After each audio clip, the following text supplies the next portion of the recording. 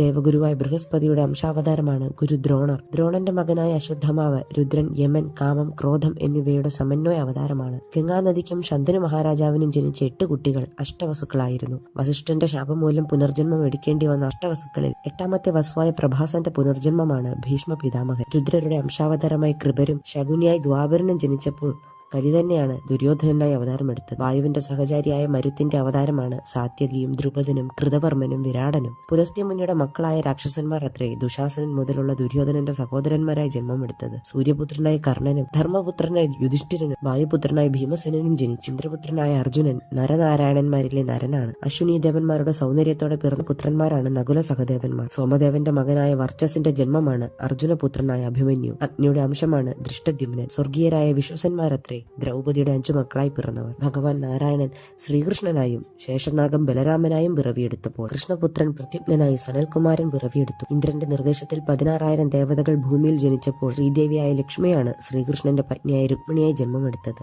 ദേവന്മാരുടെ റാണിയായ ശചിയാണ് ദ്രൗപദിയായി പിറന്നത്. ദാനവന്മാരിലെ മുമ്പനായ വിപ്രജിത്യാണ് ജരാസന്ധനായി ജന്മമെടുത്തത്. ദൈത്യനായ ഹിരണ്യകശിപു ശിശുപാലനും ഹിരണ്യകശിപുവിന്റെ പുത്രനായ സംഹ്ലാദൻ ശല്യരായും അനുഹ്ലാദൻ ദൃഷ്ടകേതുവായും പിറവിയെടുത്തു. ശ്രീകൃഷ്ണന്റെ അമ്മാവനായ കംസനായി കാലനിമി ജനിച്ചു. ധർമ്മത്തിന്റെ പ്രതിരൂപമാണ് വിതുരർ. ദേവതമാരായ സിദ്ധിയും ധൃതിയും കുന്തിയായും മാദ്രിയായും ജനിച്ചപ്പോൾ മദീദേവിയാണ് ഗാന്ധാരിയായി ജനിച്ചത്.